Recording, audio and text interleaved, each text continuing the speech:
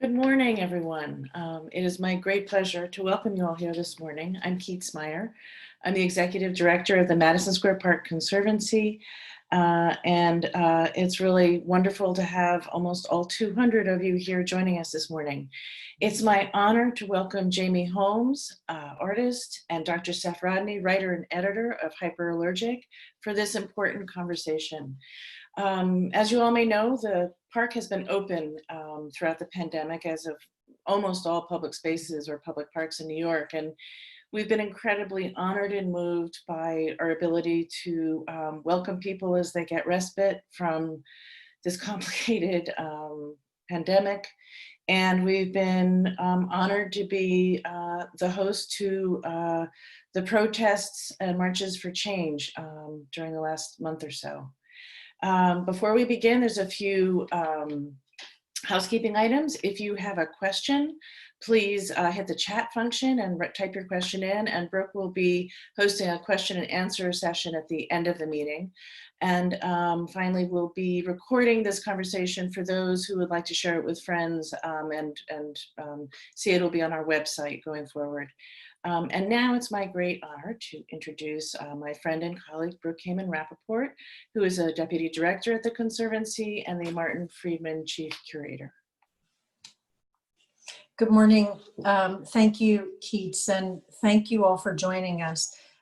We are honored that Jamie Holmes and Steph Rodney are in conversation today to discuss Jamie's public demonstration for May 30th, when airplanes unfurled banners in the skies across 5 American cities: Dallas, Detroit, Los Angeles, Miami, and New York, with the last words of George Floyd. Madison Square Park Conservancy commissions artists to realize public art projects on our 6.2-acre site. We heed artists and their work and are deeply conscious of the responsibility of how the art program's mission coheres with accessibility for all parkgoers. Art is seen in a broad, historic, democratic, social and political context, and we must react with conversations like this one to the overwhelming immediate output in public space by artists and citizens to Black Lives Matter. Artists are utilizing pavement, fencing, and now the skies for new work in response to protests focused on lethal injustice and systemic racism. They're using the availability of civic space as a place for public reckoning. What we're seeing today is often human-scale production that incorporates language of urgency, turmoil, and anguish. Over the last decades, Jenny Holzer, Barbara Kruger, Glenn Ligon, Hank Willis Thomas, and other artists have all used words in public projects for immediacy and connection in their work. And across these last weeks, artists and citizens, some anonymous, some named, are installing public work that becomes an extension of protest, exploring issues during one of the most significant periods in the history of this country through language, race, and identity. Painters are independently working on boarded up storefronts in Soho. People are making meaning on the streets of American cities. They have added layers of written testimony to the barriers surrounding the White House and are despising with ferocity the history of Confederate monuments. There is a throwing off of isolation from the pandemic and a gathering in publicness. And now an artist has answered in the sky. Jamie demands that we look up above our heads to view this project. This is a contemporary memorial documenting history and the present and using cities filled with skyscrapers and filled with citizens to reach even higher through messages into the firmament. Jamie Holmes is a self-taught painter from Thibodaux, Louisiana, whose work tells the story of contemporary life for many Black families in the Deep South. Through portraiture and tableau, he depicts stories of the celebrations and struggle of everyday life. He grew up 20 minutes from the Mississippi River and was surrounded by the social and economic consequences of America's dark past, where reminders of slavery exist alongside labor union conflicts that have fluctuated in intensity since the Thibodeau Massacre of 1887. Jamie worked with his gallery, Library Street Collective in Detroit, to realize this public work, and the project came together in 2 days.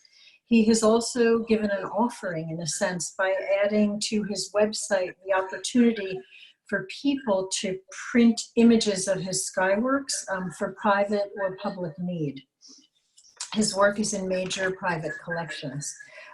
Dr. Seth Rodney is a staff writer and editor for Hyperallergic. His recent article, reflecting on the mistakes I've made as an art critic, published on May 29th, is a direct and candid piece of art journalism. Seth has written for American Craft, Artillery Magazine, The Nomadic Journal, CNN, and MSNBC.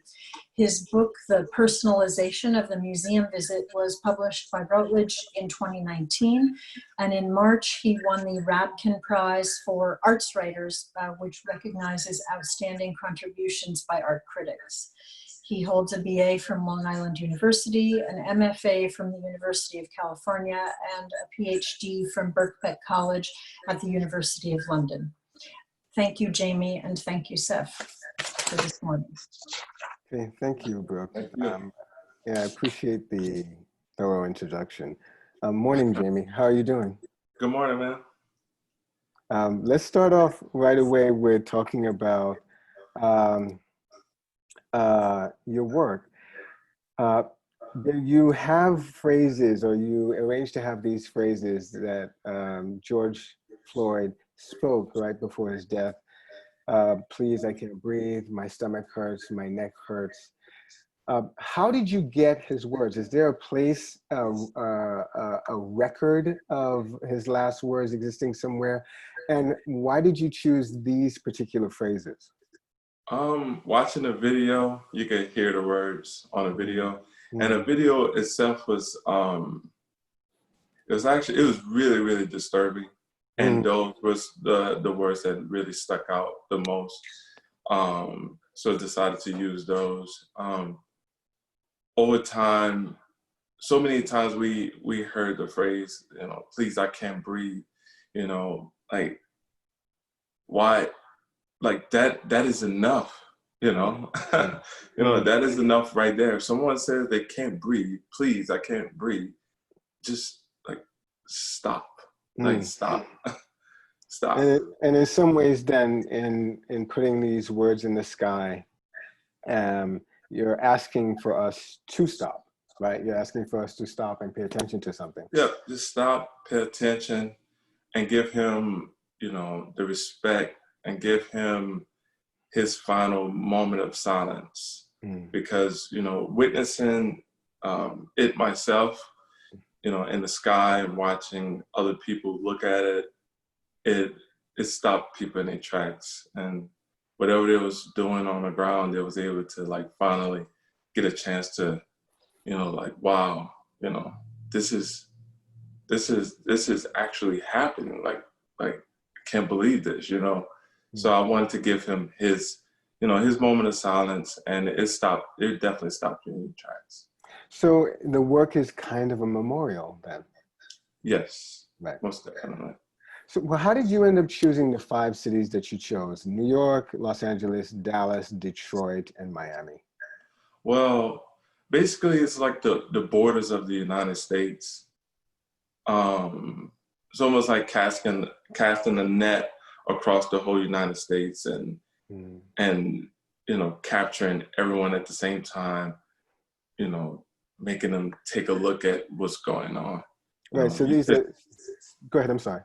And I definitely didn't want I didn't want people to really hide from it at all, So like Miami, we go to Miami for vacation. But it's like while you're on your vacation, or if you're turning your television off to try to hide from the fact that, Black men are being, treated like, wild animals. and murdered in the streets, Mm. you're still going to have to, you're going to have to see this, no matter what.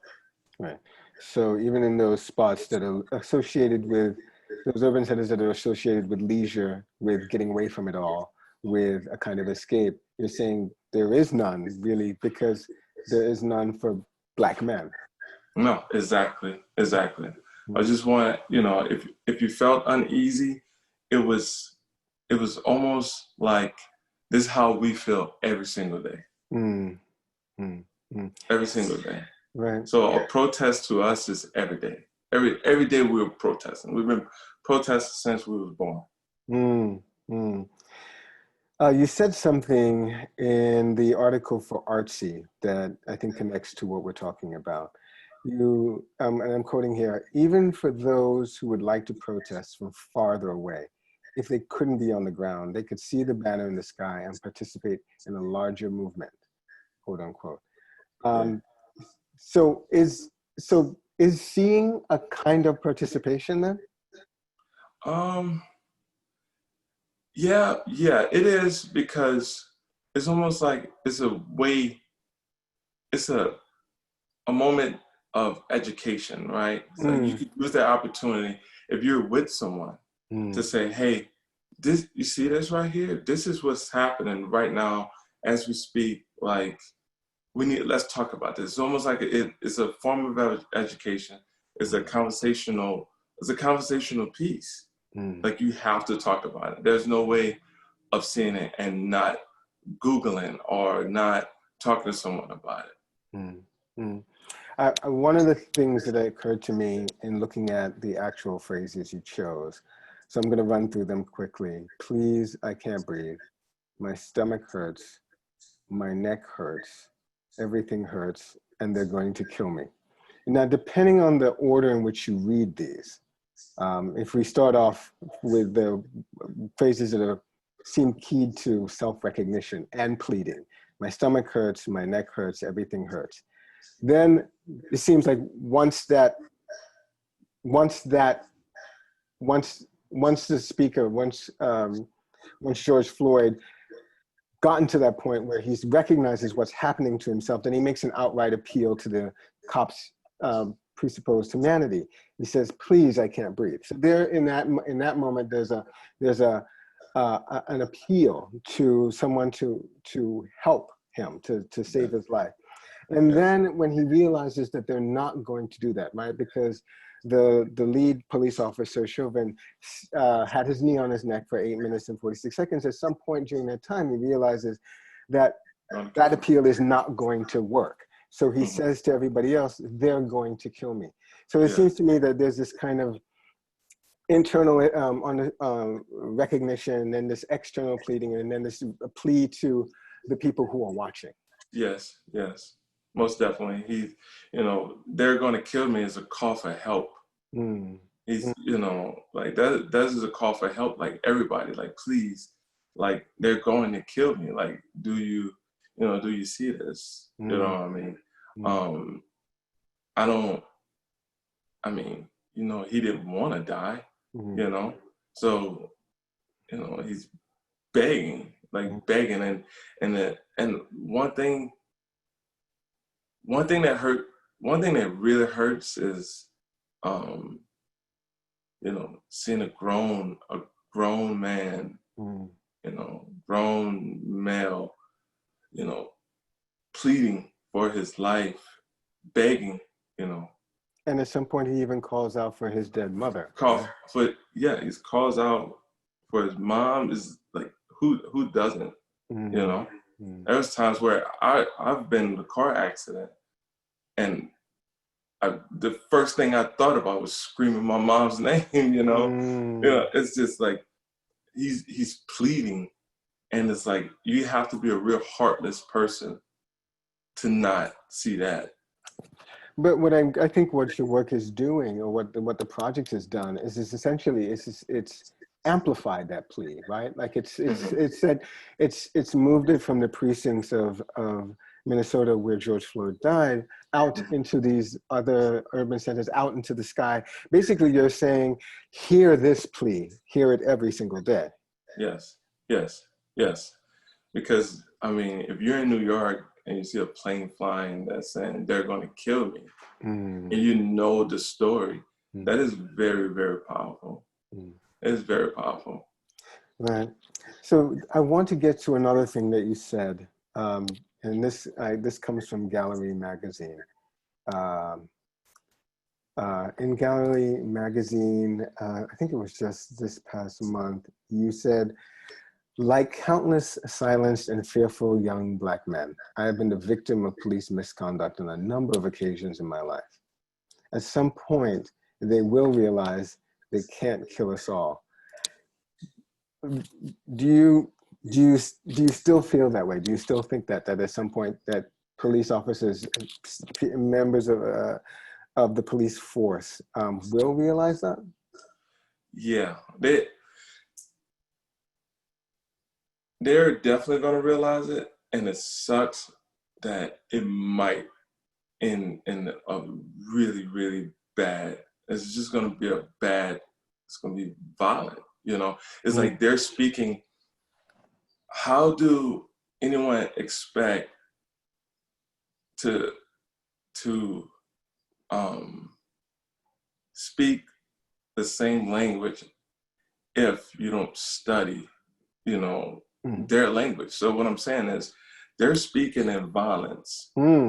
People are so upset that they're speaking the same language as them. Like, how can I travel to France and automatically understand their language and expect, you know, if I'm placing an order, how do I expect to get my order if I didn't study their language? So I'm speaking the same language as them, so we could get something done, you know? That's the same thing that's going to happen. And there's no way around this. People are very, very upset. And it's spilling out to where, you know, to where now some of my, you know, coworkers that's in Louisiana that's white, they're calling me like, Jamie, what do you want to do? I want to help you. I don't care what you want to do. I want to help you on this. Like, what do you want to do? So people are they're banding together, and they're willing to do whatever it takes to make some type of change. Because right now, I said this plenty of times, this is not about us at all. If you're by us, you mean Black men? Oh, or no, Black people? About this generation.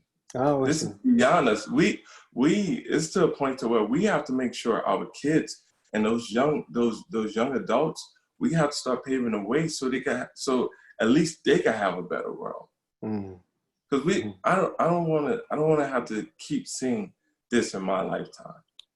Like, my grandmother went through it, my mom went through it, and I have to go through it. I have 2 sons. They're going to grow up to be Black men. I don't want them to have to go through this. So I want to get back to this idea. It's intriguing to me, this idea that we have to learn to speak each other's language. So police officers typically speak the language of violence, right? This is how they control people. What kind of language do you think they need to learn? Because clearly you're saying that people are responding with their own language of violence, and they are. That's been happening in the streets. But they've also been responding with peaceful protest. They've also been responding with legislative action. They've also been responding with concerted political appeal to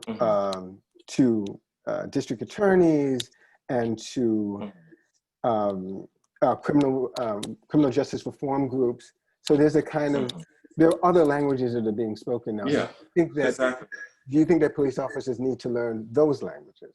Yeah, and I feel like that language came after the violence. It's always, for some reason, once we speak the same language as them, and then it clicks, like, oh, okay, now I get it. You know, so now, because of the violence, things are starting to change. Now we're trying to change laws and things like that. And eventually the cops are going to catch on, because think about it. There's going to be, we're sending out a message to say, if you're not coming to serve the community, don't join the force. Right. Don't. Right. If you stop being, they're more, they're never being proactive. Mm. You know, they're waiting for something. There's always, like I've always said, there's two types of people in this world. There's people that's always looking for the good in every situation, and there's people that's looking for the bad in every situation. If you're looking for the bad, do not become a cop. Look for the good. Go police the communities. You know, be part of the community, because like Thibodaux, the city is so small. The cops has to live in the same community as us. Right. It's not like some of these places where, you know, you could, you know, stir up the bee nest, the beehive, and then drive off, you know, to your loft over there, you know, 2 hours away. You know, it's not like that. That's one of the problems I think that we deal with in New York. I live in New York City, and one of the, I think, endemic problems to the way that we are policed in New York City is precisely that many police officers have residences, homes up in Orange and Dutchess County, but they come down to the city, to the Bronx, to Manhattan, to Brooklyn to work. And that's not fair. Right. And it's also alienating for them, right? Exactly. That's not fair, because think about it. When you have to go to you know, elementary school or school, right? You have to go to school in your district. Your district. Right. So I feel like in order to be a police, you should come from that neighborhood, and you should live in there to understand the people. Like, you have to understand the people and the way they move and everything about them. Because when you're coming from somewhere else, every single thing is just irritating you. You know what I mean? Like, everything. I want to complicate this a little bit, though, because I did read a New York Times article the other day about Alex King, who was one of the police officers involved in George Floyd's murder. He apparently was the officer who was on Mr. Floyd's back, who was pressing him down while Officer Chauvin had his knee on his neck. And the fascinating, perhaps even appalling thing about Mr. King is that he comes from a multiracial family.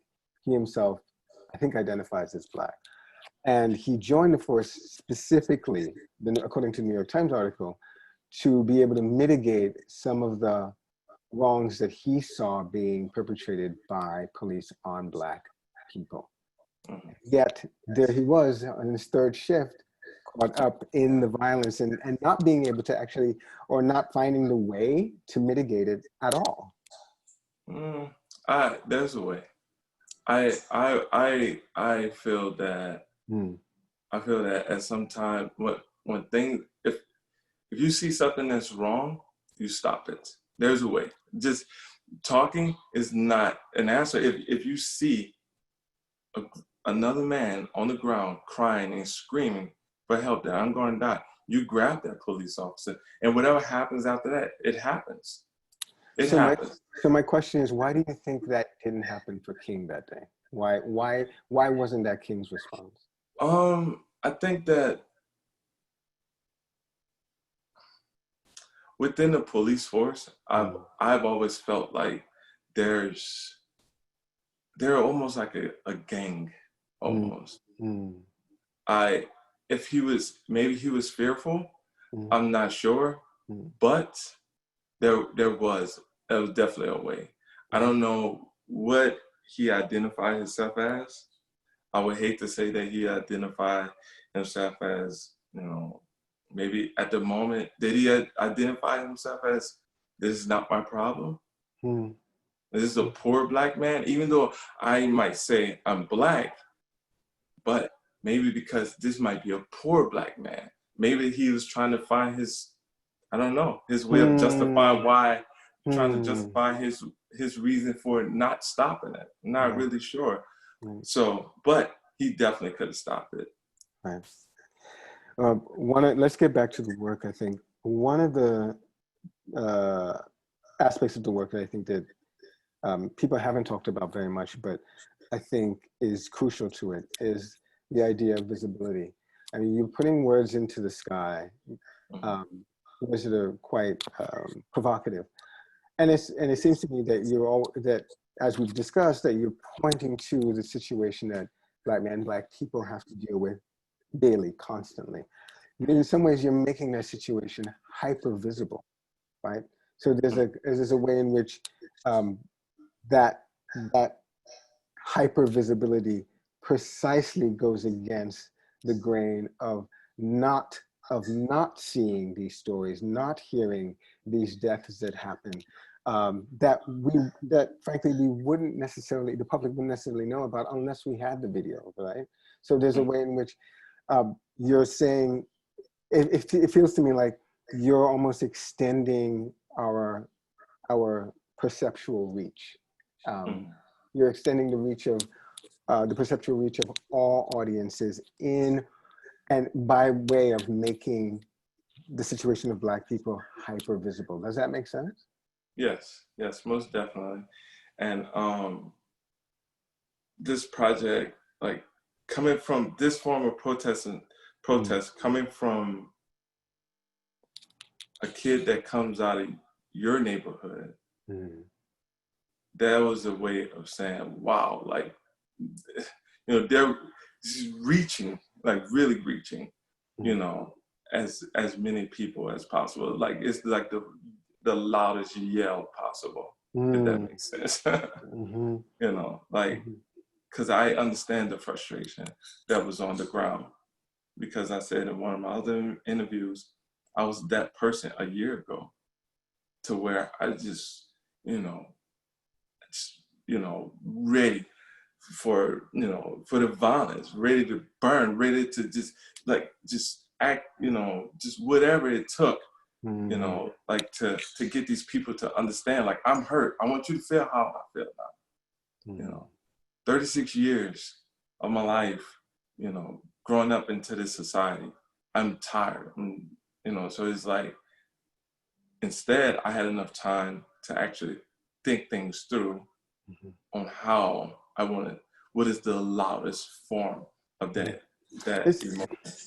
And let's talk about then practical things, because I imagine that listeners and viewers would be interested in how you practically got this art project together. What does it take to actually rent? I assume you're renting a plane, or to rent a plane, or the banner, or get the banner made. Did you have the banner made yourself? How does that all work? How does it come together? What happens is just having the idea first. Like, you start with the idea, then after that, I talk to my gallery and about what I wanted to do. And that's your gallery's Library Street Collective, correct? Yeah, Library Street Collective. Okay. And from there, it was phone calls, a lot of phone calls, a lot of emails, a lot of text messages. And because we only had like 2 days to prepare for this. So just a lot of prepping. That's pretty much it. And I have so much respect for every pilot that decided to know what was going on and decided to say, you know what, I'm with it. Let's do it. So did you have to partner with particular fabricators in order to make the banners? Did you have to partner with a particular airline, or how did that all work? That was that. Some of that work was funneled through the gallery with helping assist, like the banners and things like that, because it was, like I said, we had we was on a time crunch. I wanted to make sure it was out, immediately, and not. So a lot of that, like I said, a lot of phone calls and funneling through the gallery.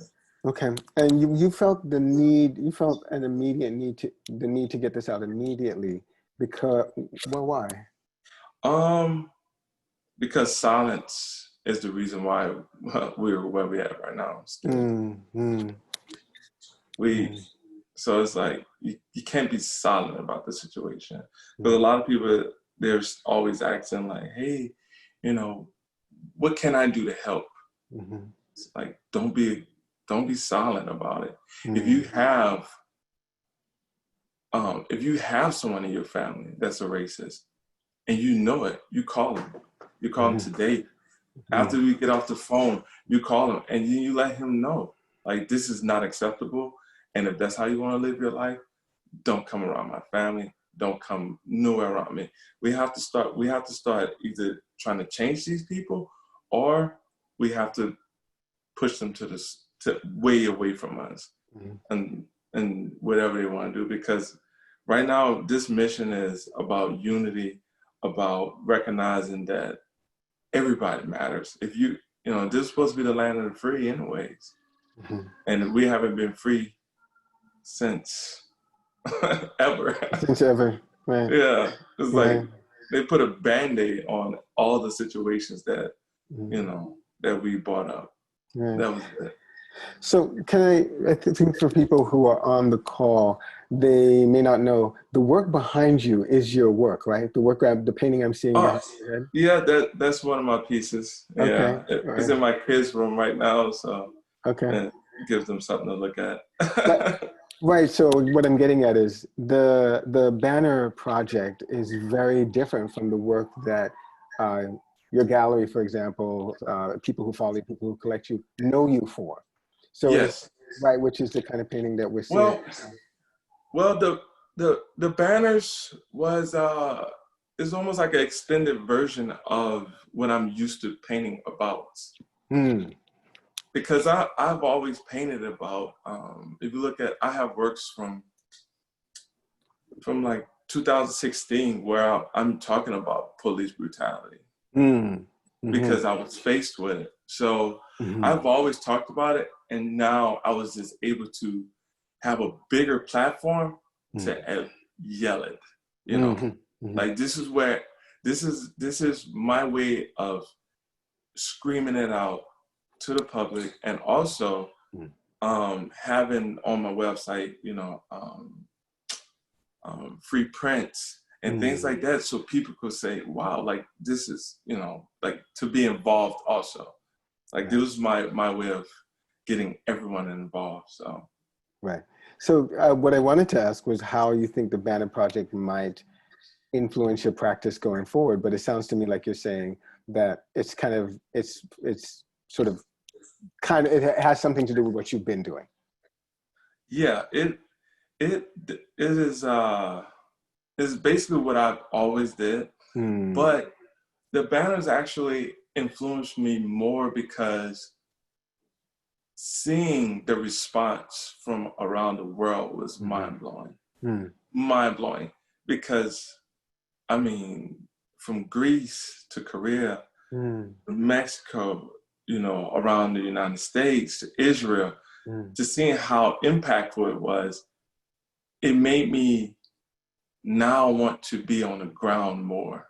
Like, I'm like, wow, you know, I love painting, but I want to start taking it to communities now, because I've always knew my work was special, but I didn't know I could impact the world that much, because like I said, I'm coming from a small town in Louisiana. To see my work in Greece, in Israel, in parts of Africa, that meant the world to me.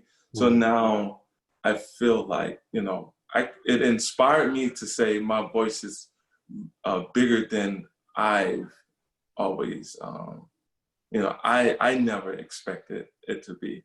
So now I'm definitely inspired me to actually put my feet on the ground, you know, walk out of my studio now and get into these communities and do more work with the people hand in hand. Yeah, and what you say makes me think that's something that George Floyd might have said too if he had survived his encounter with the police. Like he might have said, I didn't realize that my voice could carry like this. I didn't realize that what I was saying was so important. Yes. And I think that there's a way in which your work Jamie, dovetails with a larger movement that's happening. I think that there's a way in which George Floyd's murder sparked something, but the tinder was always there, right? Yeah. The flammable Yeah. material was always there. Is that there's a deep wound in the country that has been festering for a long time, and the ways in which we've sought to, I suppose, band-aid, and to use your word, to put a band-aid over that wound, just have at times clarity is ineffectual. So I think that George, in a way, it feels like your work is taking on the voice of George Floyd and taking on that huge, what's the word? It's not a burden, but responsibility to Yes. address that wound. Yes. Yeah. Most definitely. Mm. That is a huge responsibility, and showing our respects to him and his family by always letting them know, at some point I would love to actually sit down and talk to the family. I haven't had to talk to the family to let them know, like, I'm fully invested and inspired by the power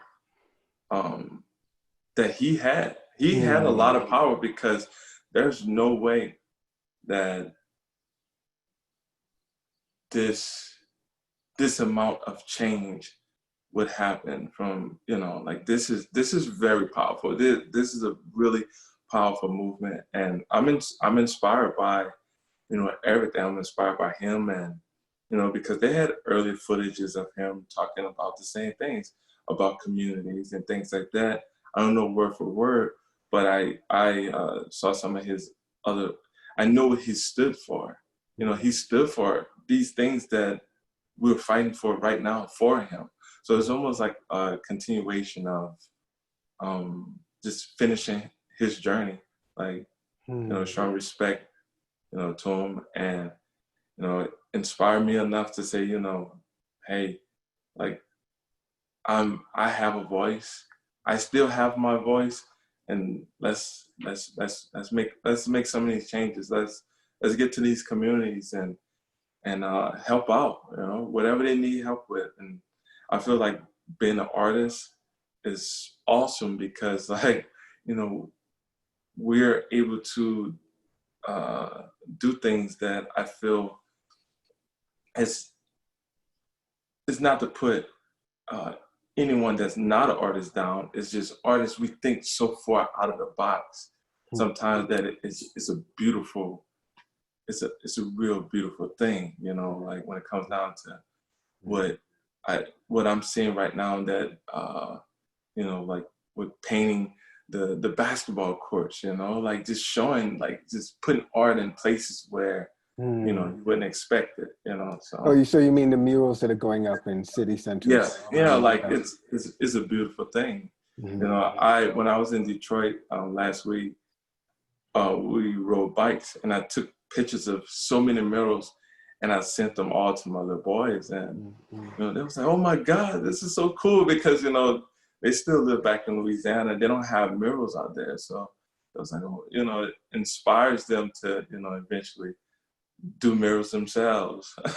Well, what I love about that is that in some ways, finally, we get to, or in some ways, not finally, but in some ways, we get to turn from the sort of elegiac, very mournful aspect of this work that memorializes George Floyd's death to something celebratory, right? To something that says, like, there's a way in which saying Black Lives Matter is celebratory. It's saying, like, yes, our lives have value. Yes, they're rich and full. Yes, And, yeah. So I love that your work turns on that, or makes that turn as well. It was just like the 80s. Remember when it was, I don't think it was Fight the Power, but there was a lot of uplifting going on in the 80s because we were so targeted by, you know, the government with the, you know, drug epidemics that was happening and just, you know, trying to ruin us, ruin our communities. And, you know, at the time, you know, we felt like, let's band together and let's, you know, fight the power and be excited to be Black. You know, that's when, you know, we wore the dashikis and, you know, like, let's be, yeah, exactly. So it's like, let's be happy to be Black, you know, and, you know, to see the Black Lives Matter movement happening, it reminds me of that. And it's like wow, like we're back to that era. And, you know, I think now that, you know, we have so many people involved, so many different cultures, so many different ethnic groups involved backing us also, it's going to be this is a real powerful movement. And I personally believe that by the time my kids are my age, for sure, is everything that we've done now, that we're doing now, definitely we made history. And I really believe that there's going to be a real change by then, hopefully.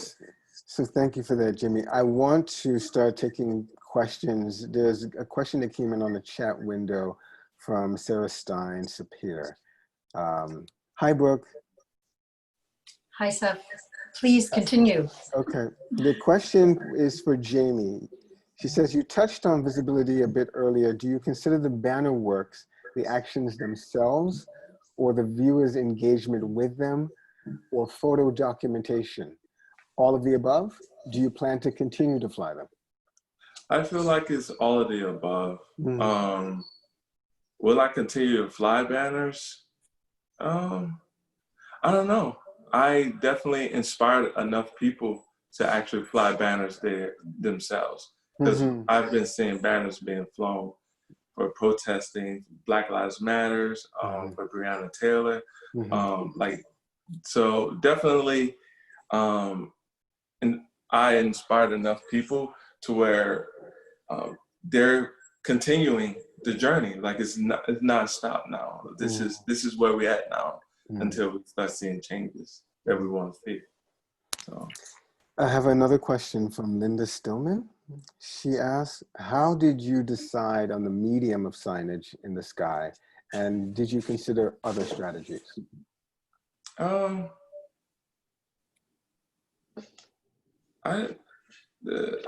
The medium, as in the medium of the banner itself. In the sky.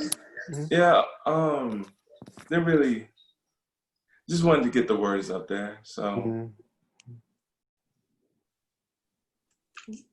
Uh-oh. Yeah. We dropped you. We missed you for a second there. Yeah. Phone call. Okay. So you said you wanted to just get the words up there. Yeah, just mainly I wanted to get the words out there. Okay. If you have other questions, please add them to the chat, and Seth's going to read them off as they come in. I have one from Menya Da. What do you think of the role, and apologies to Menya if I mispronounced your name. What do you think of the role of public art as a moving force for social movements like Black Lives Matter, especially during the pandemic, when people don't come out onto the streets as often and public gathering is not encouraged? The role in public art.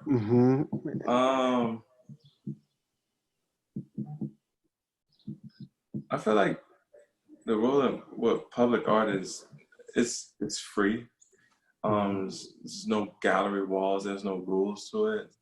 So that's one of the reasons why I like it the most. I like it a lot because, you know, it's there. You know, like you can't really hide from it. You know. So yeah, I think the role of public art is major. So like your work, you think that it's just because it's more visible, because it's not limited to an institution or a gallery. Yes. That it's just as powerful because That, you know, like I've always said that the first time I've ever experienced art was graffiti on the side of a building. So Mhm, mhm, that was it. I loved it. mhm, So yeah. mhm, mhm. Yeah, so I have another question from Sarah Stein Sapir, which is following the Sky Project, what are you thinking what are you thinking of for public space?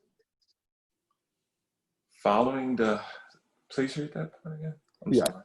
for this, following the Sky Project, what are you thinking of in terms of public space? Um, anywhere I could get my hands on. Okay, okay, uh, anything like yeah, you know, communities. yeah. That's my new public project. Okay, yeah. And Brooke, there's a question for you, if you're still on with us. Brooke, are you available? Here. Yeah, Sarah Stein is asking you a question. Yes. Yeah, Sarah Stein Sapir says, Brooke, what do you think about the sky as a space for public art? I think this project is extraordinary. I mean, for an artist who is a painter to go into public space in this way has been absolutely, it turns the field on its head. It turns the public art field on its head. And I think that those of us who work in the public art field need to think very seriously now about questions of impermanence and how we can bring that flexibility of temporal ideas and temporal projects to public art programs. So I think it spurs an enormous conversation. Mm-hmm. I have a few other questions come in, several actually. Mr. Holmes, how will you preserve the Sky Project for history? That comes from Brenda Kuchemba or Kusiemba, not sure. I believe it's already preserved. It's a living. It's living on its own.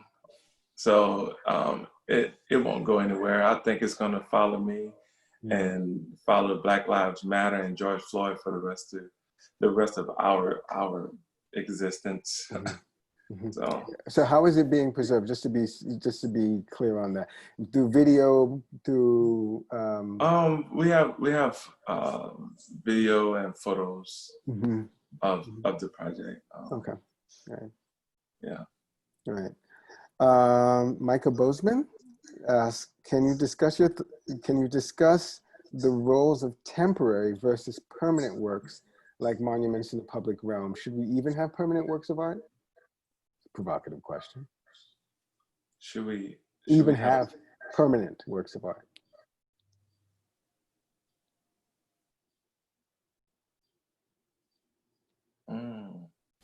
It's a good question, huh? Yeah, that is a good question. I might have to pass on that one. I have to have some time to think. Okay. It's almost like a catch-22. Yeah, it kind of is, because if you no, we shouldn't, then what's the point of what's the point of having public art? Really, what's the foundation for having public art at all? Well, maybe we can sort of talk our way through this, or figure it out in a moment.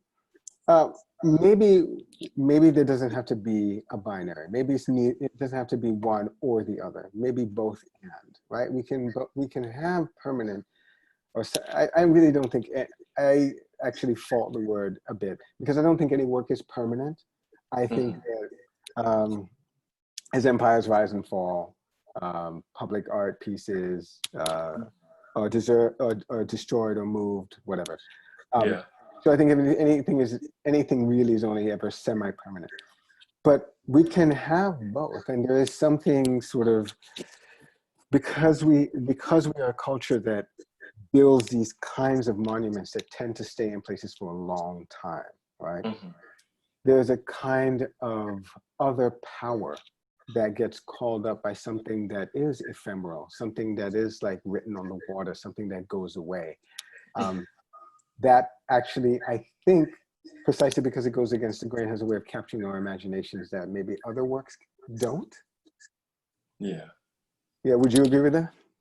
Yeah, I agree with that. Okay. Yeah. Carmen Owens has a question saying, oh, that doesn't seem to be so much as a question as just a kind of statement. Tessa Ferreros? I'm sorry, Tessa, if I mispronounced your name. Just asked, I'm curious about how you want to, I think this is addressed to you, Jamie. I'm curious about how you want to go out into communities the way you mentioned. Is it through your art and bringing it more directly to communities, like socially engaged practices? No, I want to bring myself. I want to be involved with the communities, as in, help rebuild playgrounds. I want to be more hands-on. Help paint the swing sets. Help paint the basketball courts. I'll come and paint your house if I have to. I just want. I want to be more involved with the community, because I'm telling our story. I'm telling our story. So, I'm always going to paint on canvas. I'm always going to place them in homes and things like that, because I feel like my art is educational at the same time as, because I don't paint towards making beautiful paintings that, matches your walls and stuff. I don't paint towards it. I paint to educate everyone. I welcome you into my world, my community. So I want to actually be physically helping out these communities that I represent for also. Great. Helen Lee asks, given the impact of your public work, what are your thoughts on the protests going around the historic monuments throughout the US and the world? Say the beginning of that again. Sure. Given the impact of your work, your public work, what are your thoughts on the protests going on that are focused on the historic monuments? People are trying to tear down or have taken down several monuments to the Confederacy, to Confederate generals, and to historical figures like Teddy Roosevelt or Columbus, who are clearly been engaged in colonizing movement, colonizing oppression. I think they need to take them all down. And we need to start promoting the freedom that we were supposed to be standing on. So we need to put different monuments up of people that was really represented that freedom and that change. Because I could be we need more Martin Luther King statues and, Obama statues. Let's put a Obama, statue up, So let's run through it. Like, if you take down the Robert E. Lee statue in Richmond, Virginia, who do you replace him with? I think it could be I honestly believe that it could be anyone from that community. Okay. Anybody from that community should have, like, if you're fighting for that community and you want to see the change and you're making a difference, why not make them a monument? Nobody's better than, you know what I mean? It's like, if you're for a good cause, hey, give him, like, man, at the end of the day, like, we only got one life to live. Like, if somebody's helping out a community, like, give him something, like, give him a monument. He's part of the community. The community look up to him. Give him put him up there. Okay. So it don't have to be some special person that comes out of a history book all the time. Because look at me. I'm right out of Thibodaux, Louisiana, and the things that I'm doing right now. So I'm not a celebrity. We have billionaire celebrities that didn't take time to do things like this, Right. you know? So it's everybody. Some of the smallest people making the biggest impacts right now. As we speak, with the murals they putting out, with the voices, with, you know, the writing, you know, these young writers, everybody. Mhm. So I feel like everybody should get a chance. Okay. Jamie and Seth, we're at the end of our time. Thank you both so much for your insight and openness, and for offering ideas and solutions through your work, Jamie, Seth, through your writing and your questions. I think that people are looking and listening, and all of us on this call, thank you both so much for this important conversation. So Yes. thank you. I feel very honored to talk with you, Jamie. Thank you for your work. And thank you, Oh, Brooke, for likewise. making all of this. I also appreciate being invited and being able to be in dialogue with you. I'll keep a watch out for what you do. I appreciate it, Yeah. man. Like, really do. Yeah, Thank you all. Thank you so much. indeed. And thanks all for all the listeners and viewers. I'm very appreciative. Yes. Yeah. Thank all of you.